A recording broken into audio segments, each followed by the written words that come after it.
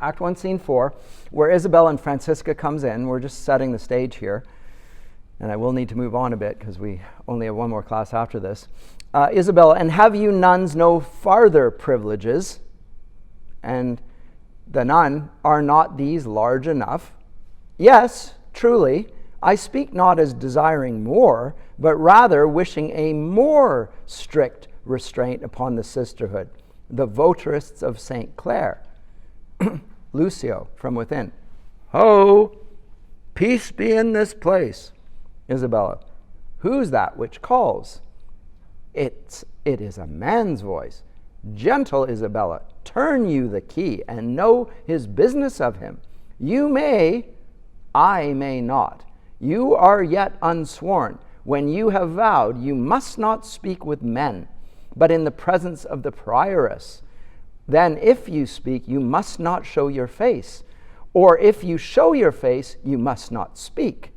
He calls again. I pray you answer him. Now, let me just step back and just comment. Isabella, Francisca has just shown us the strictures of the nuns, and she says, can it be more strict? I mean, what do you want?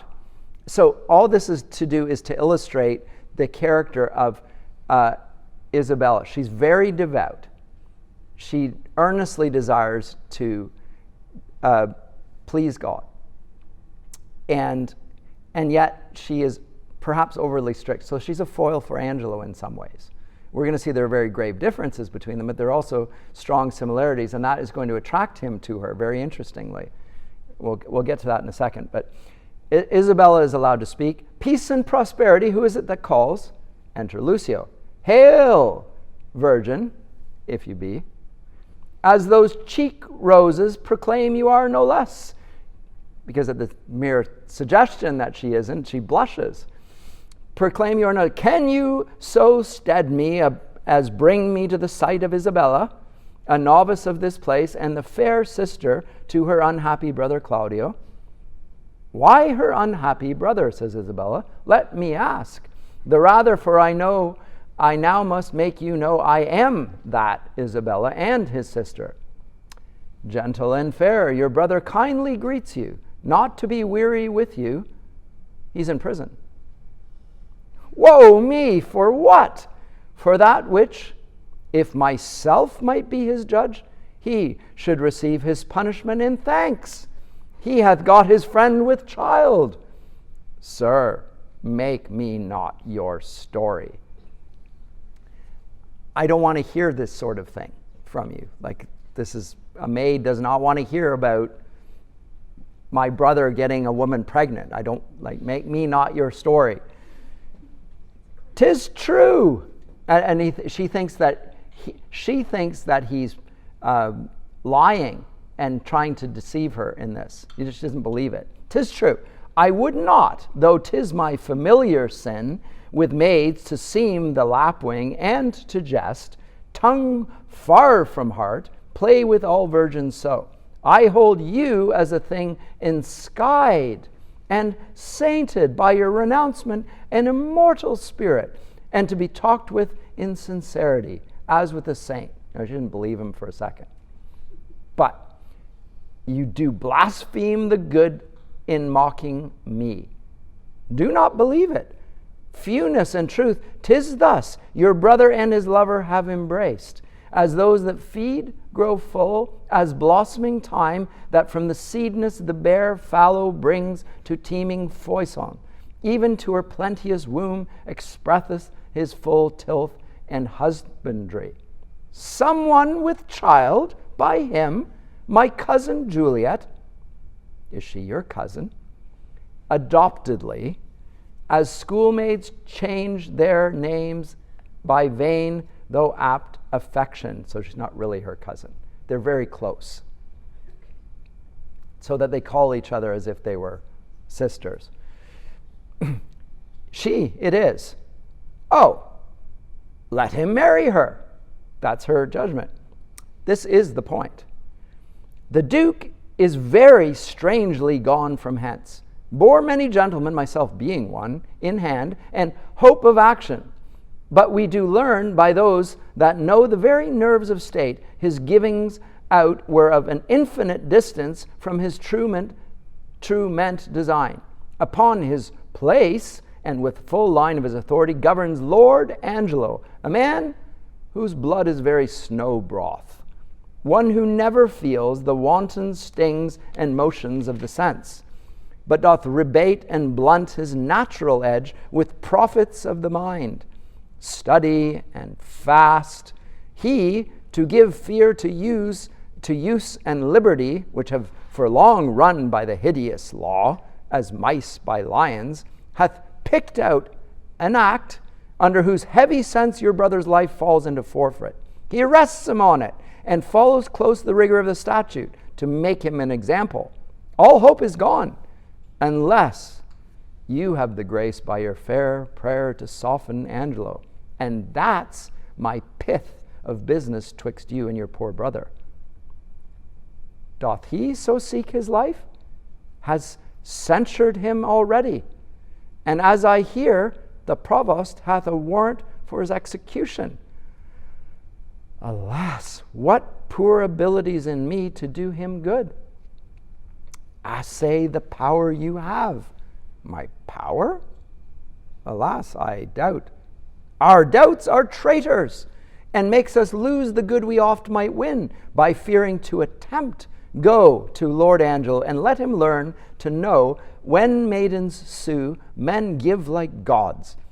But when they weep and kneel, all their petitions are as freely theirs as they themselves would owe them. I'll see what I can do. But speedily I will about it straight, no longer staying, but to give the mother notice of my affair. I humbly thank you. Commend me to my brother. Soon at night I'll send him certain word of my success. I take my leave of you. Good sir, adieu. Okay, so Lucio is the equivalent of Puck here. He's the go-between. And he's a figure of misrule, of anarchy in some ways. Unlike Puck, he's licentious himself as well. So there are similarities and differences. But note the similarities in the plot structure, the dramaturge figure and the go-betweens and all that sort of thing. So Act 2, Scene 1, Angelo, Aeschylus, servants, justice. Angelo, we must not make a scarecrow of the law, setting it up to fear the birds of prey and let it keep one shape, till custom make it their perch and not their terror, which is what what the Duke has done thus far. It's like the armor on the wall. It's like, I'm not afraid of the man behind the armor because the armor is never brought out to use. The scarecrow, we must not make the scarecrow of the law. Okay, Aeschylus. But yet let us be keen and rather cut a little than fall and bruise to death. Alas, this gentleman whom I would save had a most noble father. Let but your honor know, whom I believe to be most straight in virtue, that in the working of your own affections had time cohered with place, or place with wishing, or that the resolute acting of your blood could have attained the effect of your own purpose, whether you had not sometime in your life erred in this point which now you censure him, and pulled the law upon you. In other words, if you'd been in his situation, you might have done the exact same thing. I mean, are you not immoderate in your application of the law here? I understand that you're virtuous, but consider circumstance here, if you'd been in this circumstance. What's Angelo, with his knowledge of himself, response? 'Tis one thing to be tempted, Aeschylus, another thing to fall. I not deny the jury passing on the prisoner's life may in the sworn 12 have a thief or two guiltier than him they try. What's open made to justice, that justice seizes. What knows the laws that thieves do pass on thieves? 'Tis very pregnant. The jewel that we find, we stoop and take it, because we see it. But what we do not see, we tread upon and never think of it. You may not so extenuate his offense, for I have had such faults, but rather tell me when I, that censure him, do so offend. Let mine own judgment pattern out my death, and nothing come in partial. Sir, he must die. So don't talk to me about hypothetical situations. If I did the thing that he has done, in that situation, let me die. Now, the irony of the play is that he has done such a thing, and it's just not yet come to light. So there's hypocrisy here in Angelo already from the outset. Now, I'm just saying this because I'm assuming that you've read the play. But just to get a sense of character, and if you're playing Angelo in this play, you need to have, there has to be something in the way you deliver the lines that demonstrates a hypocrisy here. Now, how are you going to convey that to the audience? Because again, you're in character. This is a real character. You want to convey this in some sense. So how do you do that? That's part of the acting process. You have to have read the whole play, understand the trajectory and the character and all that sort of thing, and what the character knows, but the audience at this point does not know. They don't know that Angelo has done something similar to Claudio. And actually, he's a worse character, but never mind. But he's done something similar to Claudio, and so there's hypocrisy in his actions here, and you have to reveal that to the audience in some small way. Okay, on we go. But he judges him very harshly, he must die. Aeschylus, be it as your wisdom will. Where is the provost? Here, if it like your honor, see that Claudio be executed by 9 tomorrow morning. Bring him his confessor, let him be prepared, for that's the utmost of his pilgrimage. Exit the provost. Now note here, preparation for the execution. He confess his sins and be right with God. We're going to deal with him on earth, but he may yet be, if he confesses his sins, be united with God. God may be happy to receive him into that kingdom. In this kingdom, he needs to be dealt with very harshly, but the confession is an important part of it. So he's not simply wicked. He's not a godless ruler. He's just a hypocrite. Aeschylus, well, heaven forgive him. The provost is gone. Aeschylus, who's left, well, heaven forgive him and forgive us all. Some rise by sin and some by virtue fall. Some run from breaks of ice and answer none, and some condemned for a fault alone. Aeschylus, the wise old counselor, is commenting on situation. In certain situations, we all might have fallen like this man, and he's being judged extraordinarily harshly. It seems arbitrary. Doesn't fit, by the way, with Shakespeare's idea that God orders providentially all of life. The arbitrariness would suggest that, remember, on the stage, he's not just entertaining us, he's acquainting us with the ways of God. And he's going to want to reflect that on the stage. Very probably more tightly than you would see in life in general. But remember, it's teaching us here. Because in life, when people get away with things, we don't always see the outcome, and we're not really taught by it, hence the importance of theater. You can't just go through life and experience things. You actually need it condensed in a way and the outcome shown, and we will have that here in the play. So I'm going to skip over the rest of the scene here with Aeschylus and Elbow, and although it's a figure of fun, Elbow is one of the policemen and so forth, and so we have the Keystone Cops basically come in, and lots of quips back and forth, and I'll skip over that. But Pompey remarks, this is the one line I will pick up on. No, I'll just skip over it actually. Just let me move on. But the last line, Aeschylus. The justice says, Lord Angelo is severe. Aeschylus, it is but needful. Mercy is not itself that oft looks so.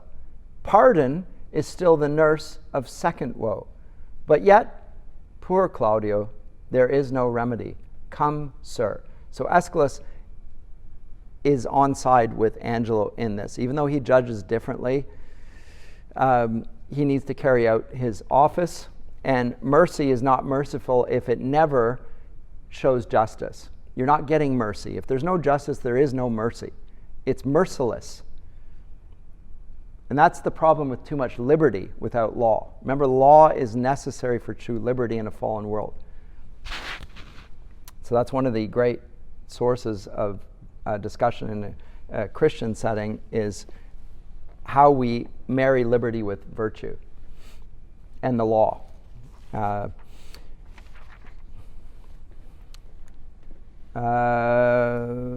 go to scene 2.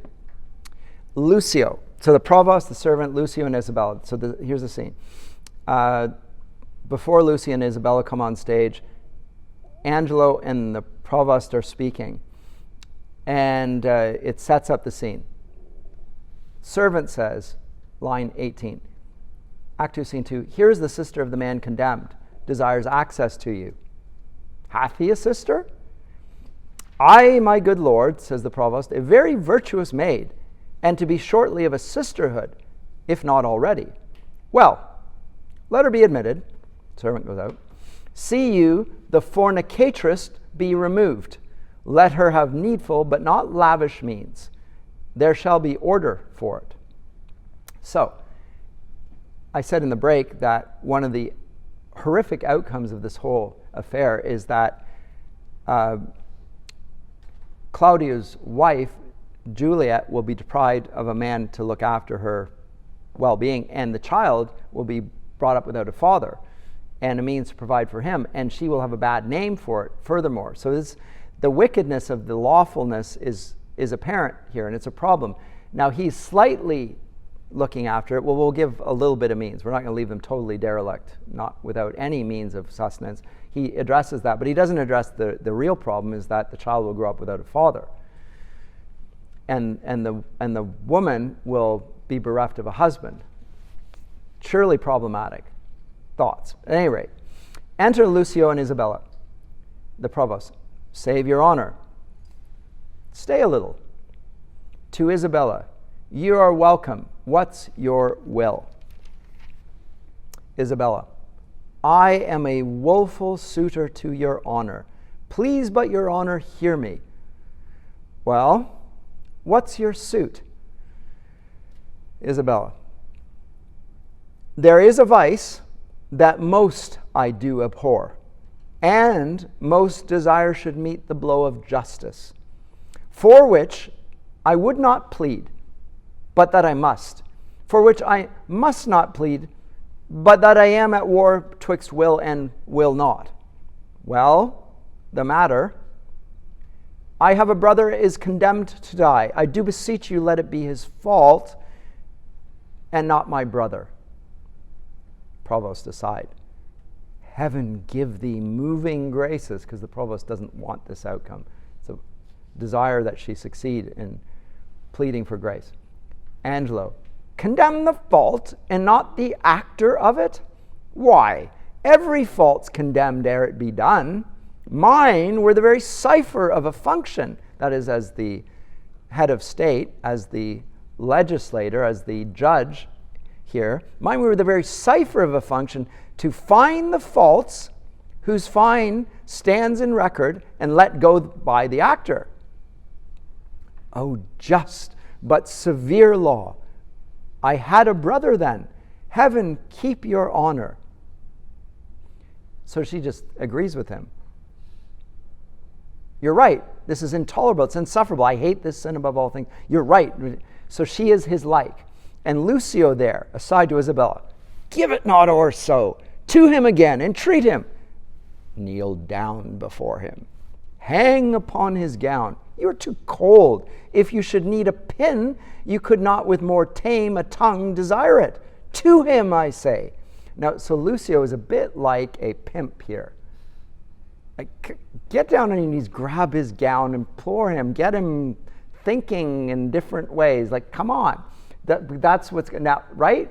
That's what's going on in the scene. And she is immediately drawn and likes this severity. And this is what she's confessing at first. This is the sin I hate above all others. Why does she hate it above all others? Probably because she's tempted in some way. This is what's being revealed here. And maybe, again, if you're acting the scene, you're going to convey a bit of that somehow. I don't know how you do that. It would be a glance, but it's not. I mean, it can't be particularly extravagant. Otherwise, you aren't the maid that you're supposed to be here as well. Isabella. Must he needs die? Maiden, no remedy. Yes. I do think that you might pardon him, and neither heaven nor man grieve at the mercy. I will not do it. But can you, if you would? Look, what I will not, that I cannot do. But might you do it, and do the world wrong, if so your heart were touched with that remorse as mine is to him? He's sentenced. 'Tis too late. Lucio, aside to Isabella. You're too cold. Isabella, too late? Why? So every time Lucio comes in and intervenes, she warms up a bit. So she starts playing a role, a little bit.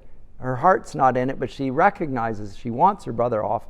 So, too late. Why? No, I that do speak a word may call it again. Well, believe this. No ceremony that to great ones longs, that is belongs, not the king's crown, not the deputed sword, the marshal's truncheon, nor the judge's robe, become them with one half so good a grace as mercy does. If he had been as you, and you as he, you would have slipped like him, but he, like you, would not have been so stern. Pray you be gone. He's insulted at the very idea that he could have offended like this. I would to heaven I had your potency, and you were Isabel. Should it then be thus? No, I would tell that what 'twere to be a judge, and what a prisoner. Aside to Isabella. Aye, touch him. There's the vein. Your brother is a forfeit of the law, and you but waste your words. And now the theologically pregnant speech. Alas, alas, why all the souls that were forfeit once, and he that might the vantage best have took, found out the remedy. How would you be if he which is the top of judgment should but judge you as you are? Oh, think on that, and mercy then will breathe within your lips like man new made. So just think about how Christ treated us in our sins. Think about that, and then you will judge differently. Think about that. So it's an appeal to justice, the highest form of appeal. You are not the highest form of appeal. You are to be taught by the pedagogical example of Christ, and you are to model that. So there you go. Be you content, fair maid. It is the law, not I condemn your brother. So now he's moving back a bit. It's the law, not I condemn your brother. Were he my kinsman, brother, or my son, it should be thus with him. He must die tomorrow. Tomorrow? Oh, that's sudden. Spare him. Spare him. He's not prepared for death. Even for our kitchens, we will kill the fowl of season. Shall we serve heaven with less respect than we do minister to our gross selves, to our bodies?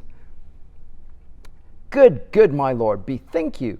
Who is it that hath died for this offense? There's many have committed it. Lucio, aside to Isabella. Aye, well said. The law hath not been dead, though it hath slept. Those many had not dared to do that evil, if the first did the edict infringe, had answered for his deed. Now 'tis awake, takes note of what is done, and like a prophet looks in a glass that shows what future evils, either now, a glass being a mirror, what future evils either now or by remissness, new conceived, and so in progress to be hatched and born, are now to have no successive degrees, but here they live to end. Yet show some pity.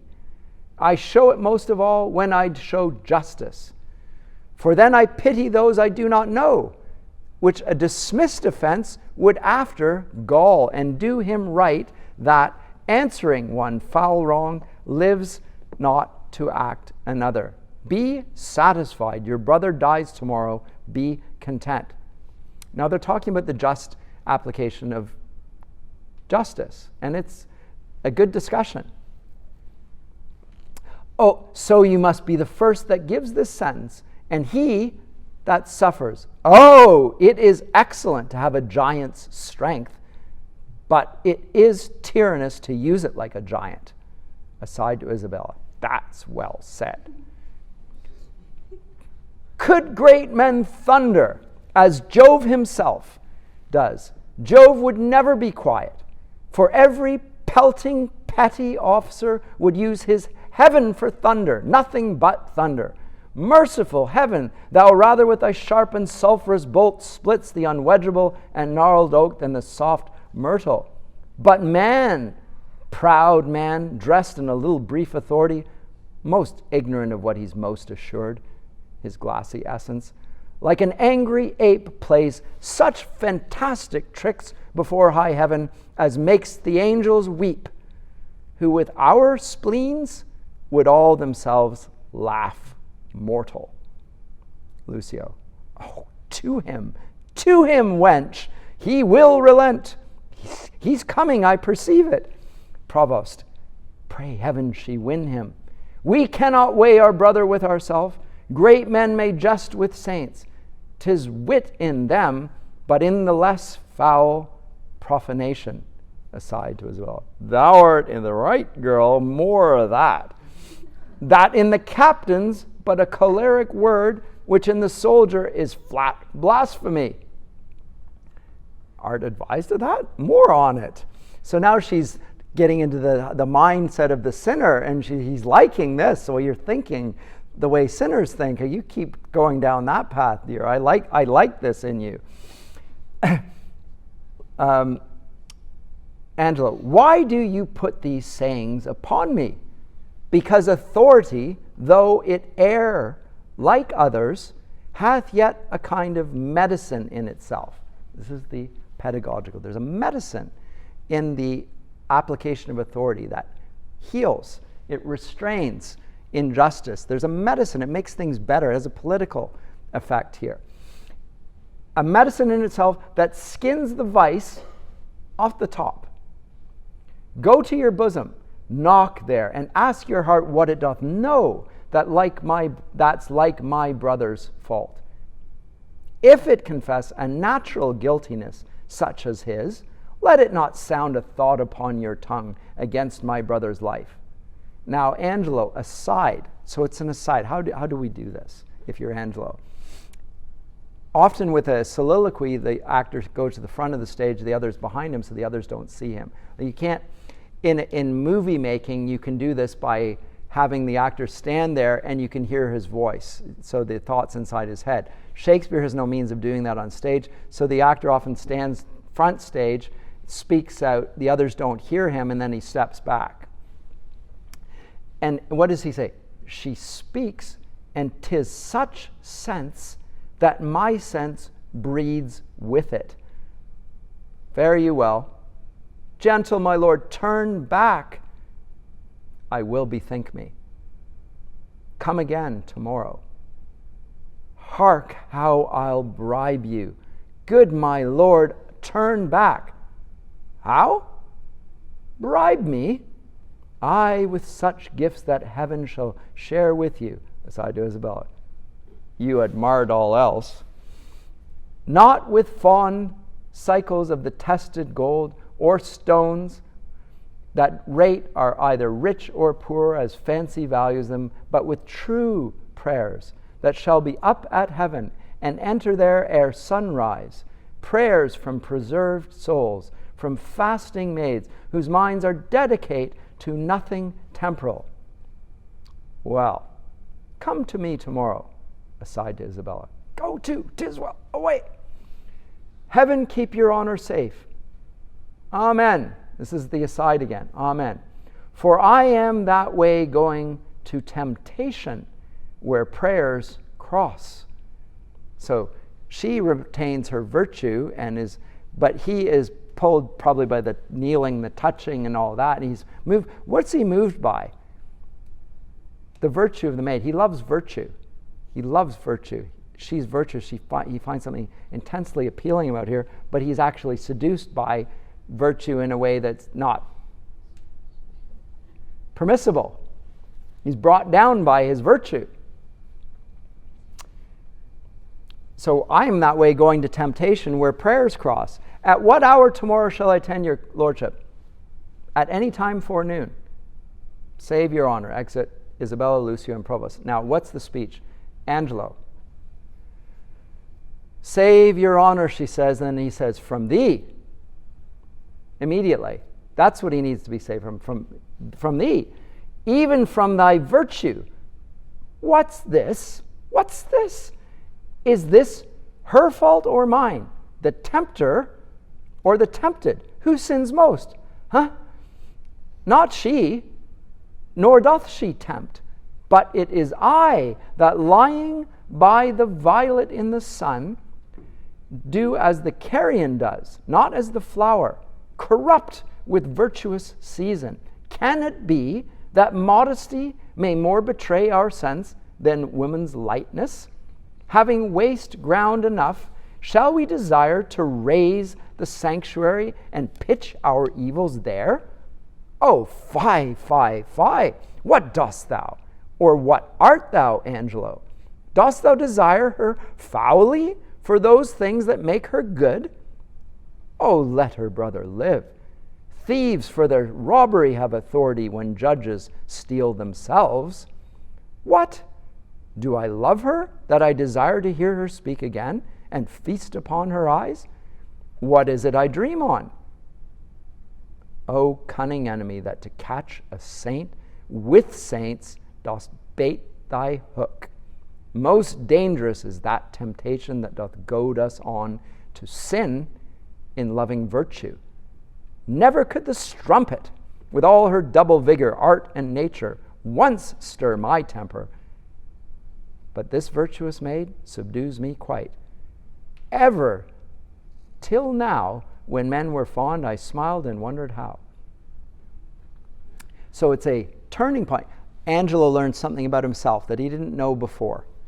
He finds it extraordinary, and the nature of the depravity at the heart of man is made plain to him for the first time, and it's very interesting. It's not that he hasn't done anything before, but he thought that action which he's committed with another maid was,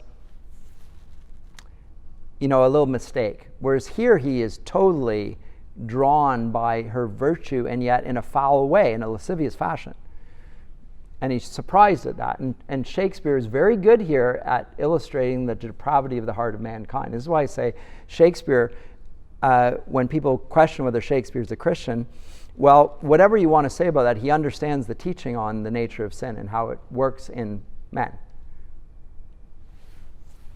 Scene 3, Duke, disguised as a friar, Provost, meeting. Duke, hail to you, Provost, so I think you are. I am the Provost. What's your will, good friar? Bound by my charity and my blessed order, I come to visit the affected spirits here in the prison. Do me the common right to let me see them and make me know the nature of their crimes, that I may minister to them accordingly.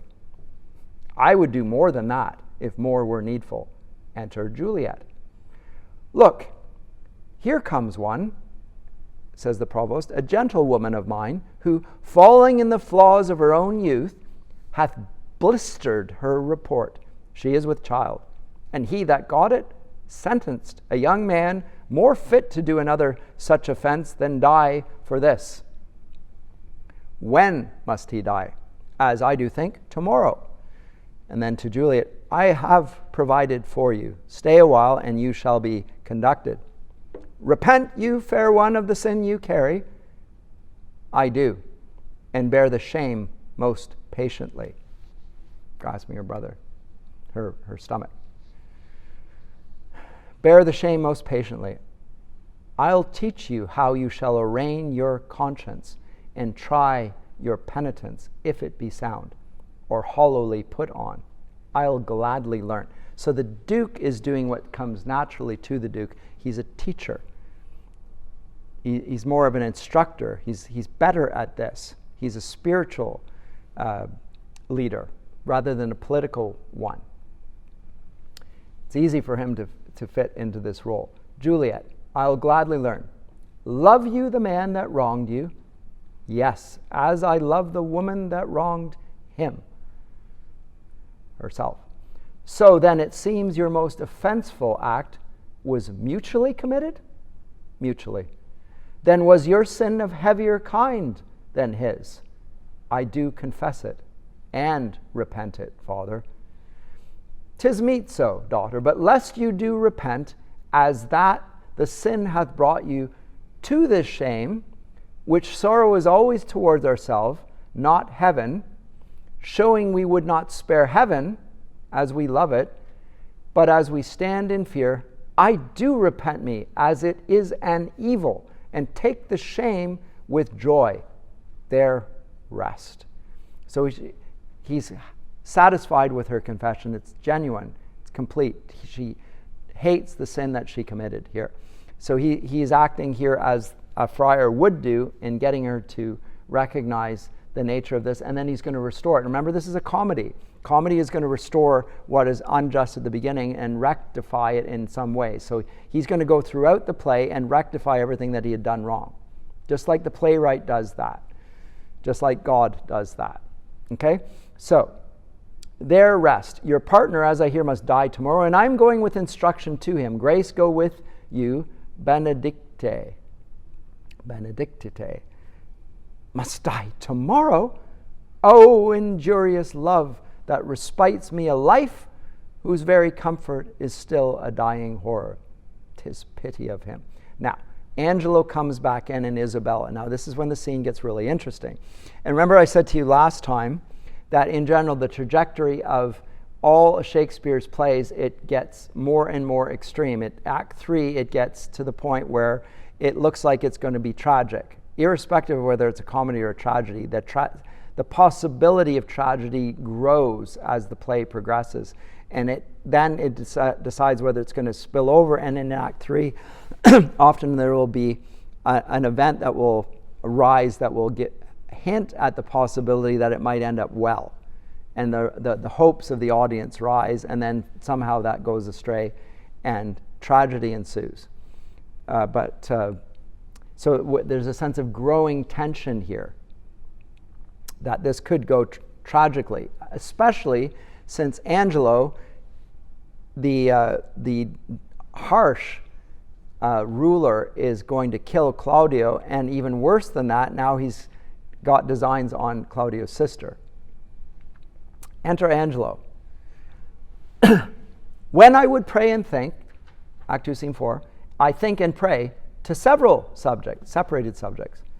Heaven hath my empty words, whilst my invention, hearing not my tongue, anchors on Isabel. So he's speaking words to heaven, but his thoughts are on Isabel. They're not true prayers. Heaven in my mouth, as if I did but only chew his name, and in my heart the strong and swelling evil of my conception. And he's talking about it as if it were a pregnancy. Sin gives, right? Again, what is it? James 1 verse 15, something like that. Sin, Satan, sin, and death. The state whereon I studied is like a good thing, being often read, grown sere and tedious. Yea, my gravity wherein let no man hear me, I take pride. Could I, with boot, change for an idle plume, which the air beats for vain? O place, O form, how often dost thou with thy cause, thy habit, wrench awe from fools, and tie the wiser souls to thy false seeming? Blood, thou art blood, let's write. Good angel on the devil's horn, 'tis not the devil's crest. So we see the fall of the mind of Angelo portrayed for us on stage. A character that begins appearing good to all sight, now appearing increasingly evil. And this is something that Shakespeare is very good at, is showing the fruit of temptation giving rise to greater and greater and greater wickedness. We'll see this in all the tragedies played out, for instance. They're not static characters, they transform over the course of the play. And the playwright can introduce things that will push them in another direction yet again. Very realistic. How now? Who's there? One Isabel, a sister, desires access to you. Teach her the way. Heavens, oh heavens, why does my blood thus muster to my heart? Pum, pum, pum. Making both it unable for itself and dispossessing all my other parts of necessary fitness. So play the foolish throngs with one that swoons. Come all to help him, and so stop the air by which he should revive, and even so the general subject to a well-wished king quit their own part in an obsequious fondness, crowd to his presence, where their untaught love must needs appear offense. Enter Isabella.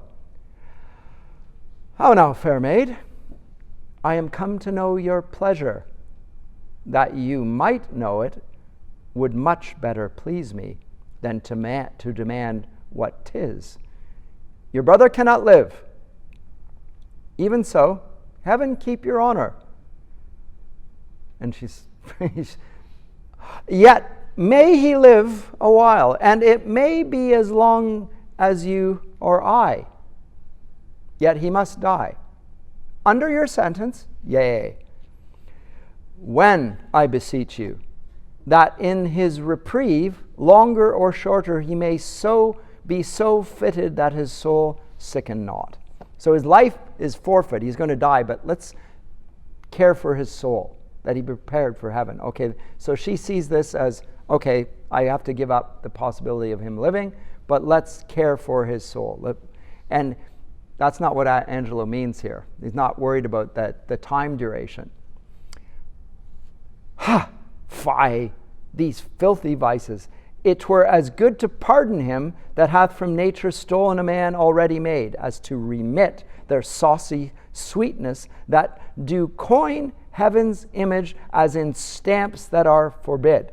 Remember the character and the stamping, the imprint on a person. 'Tis all as easy falsely to take away a life, true made, as to put metal in restrained means to make a false one.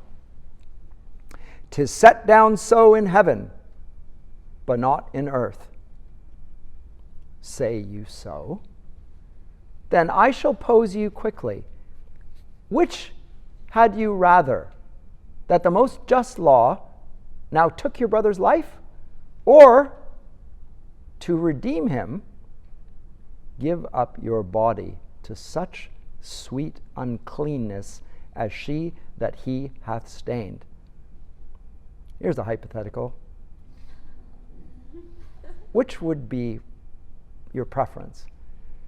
Sir, believe this. I'd rather give my body than my soul.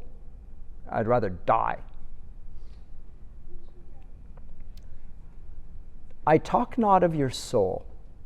Our compelled sins stand more for number than for a compt. He is asking us for it, but he intends on putting himself upon her against her will. I talk not, right? It's not your soul, but which would you rather? He wants her to be more virtuous because it's goading him on. This is how wicked he is. It's a dark scene. And the more the better she appears, the more he lusts after her. Because his mind is going at odds with her. She thinks that he's the character that she first met, and he's a very different man. She hasn't yet quite caught on that. How say you so? Nay, I'll not warrant that, for I can speak against the thing I say. Answer to this. I, now the voice of the recorded law, pronounce a sentence on your brother's life. Might there not be a charity in sin to save this brother's life? Please you to do it. I'll take it as a peril to my soul. It is no sin at all, but charity. So if you want to call charity a sin, go ahead. She doesn't understand what he intends by this. So you do that. Pleased you to do it at peril of your soul were equal poise of sin and charity. That I do beg his life. If it be sin, heaven let me bear it. You granting of my suit, if that be sin, I'll make it my morn prayer to have it added to the faults of mine, and nothing of your answer. Nay, but hear me, your sense pursues not mine. Either you are ignorant, or seem so, craftily, and that's not good. Let me be ignorant and in nothing good, but graciously to know I am no better. Thus wisdom wishes to appear most bright when it doth tax itself, as these black masks proclaim and shield beauty 10 times louder than beauty could displayed. But mark me, to be received plain, I'll speak more gross. Your brother is to die. So, and his offense is so, as it appears, account unto the law upon that pain. True. Admit no other way to save his life, as I subscribe not that, nor any other, but in the loss of question, that you, his sister, finding yourself desired of such a person whose credit with the judge or own great place, could fetch your brother from the manacles of the all-binding law, and that there were no earthly mean to save him, but that either you must lay down the treasures of your body to this supposed, or else to let him suffer. What would you do? As much for my brother as myself, that is, were I under the terms of death, the impression of keen whips I'd wear as rubies, and strip myself to death as to a bed that longing have been sick for, ere I'd yield my body up to shame. Virtuous, virtuous, virtuous. Then must your brother die. And 'twere the cheaper way. Better it were a brother died at once than that a sister, by redeeming him, should die forever. So if she commits a flagrant voluntary sin, her soul is forfeit, knowing the consequences of that. I will not do that. I will not save his mortal bodily life for that, because his soul is of greater weight in her judgment than his soul. So, okay. Were not you then as cruel as the sentence that you have slandered so? Now she's making a judgment again upon judgment. He has the judgment of the political realm of the king, using the laws, but he doesn't have the power of the Almighty, who will judge our souls. There's another judgment coming. She has that in mind. He does not have that in mind. So he's pushing her on this, and he's giving her hypotheticals. She thinks they're hypotheticals. He's not thinking of them hypothetically, to put it mildly. Were you not then as cruel as the sentence that you have slandered so? Ignominy in ransom and in free pardon are of two houses. Lawful mercy is nothing kin to foul redemption. You can't be gracious by sinning. You seemed of late to make the law a tyrant, and rather proved the sliding of your brother a merriment than a vice. Oh, pardon me, my lord, it oft falls out. To have what we would have, we speak not what we mean. I something do excuse the thing I hate, for his advantage that I dearly love. We are all but frail. Else let my brother die, if not a federary, but only he. Oh, and succeed thy weakness. Nay, women are frail too. And he's looking at her now. Aye, as the glasses where they view themselves, which are as easy broke as they make forms. Women? Help heaven mend their creation mar in profiting by them. Nay, call us 10 times frail, for we are soft as our complexions are, and credulous to false prints. I think it well. And from this testimony of your own sex, since I suppose we are made to be no stronger than faults may shake our frames, let me be bold. I do arrest your words. Be that you are, that is a woman. If you be more, you're none. If you be one, as you are well expressed by all external warrants, show it now by putting on the destined livery. I have no tongue but one, gentle my lord. Let me entreat you speak the former language. Plainly conceive. I love you. My brother did love Juliet, and you tell me that he shall die for it. He shall not, Isabel, if you give me love.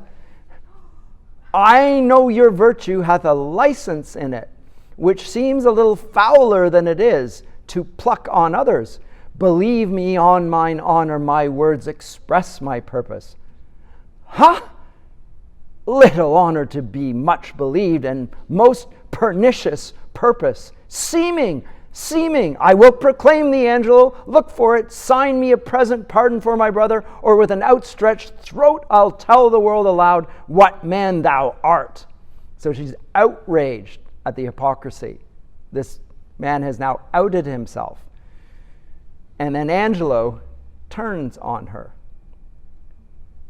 Who will believe thee, Isabel, my unsoiled name, the austereness of my life, my vouch against you, and my place in the state? Will so your accusation overweigh that you shall stifle in your own report and smell of calumny, slander?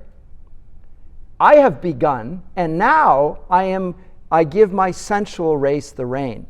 Now remember the horses without a rein? I give my sensual race the rein. Fit thy consent to my sharp appetite. Lay by all nicety and prolixous blushes that banish what they sue for. Redeem thy brother by yielding up thy body to my will, or else he must not only die the death, but thy unkindness shall his death draw out to lingering sufferance. He's not even going to die, I'm going to torture him to death. Answer me tomorrow, or by the affection that now guides me most, I'll prove a tyrant to him. As for you, say what you can, my false or ways your true. And he leaves. Now Isabella. To whom should I complain? Did I tell this? Who would believe me? O perilous mouths that bear in them one and the selfsame tongue, either of condemnation or of proof, bidding the law make courtesy to their will, hooking both right and wrong to the appetite to follow as it draws. I'll to my brother, though he hath fallen by prompture of the blood, yet hath he in him such a mind of honor that had he 20 heads to tender down, or 20 bloody blocks, he'd yield them up before his sister should her body stoop to such abhorred pollution. Then, Isabel, live chaste, and brother, die. More than our brother is our chastity. I'll tell him yet of Angelo's request, and fit his mind to death for his soul's rest. Stop off there.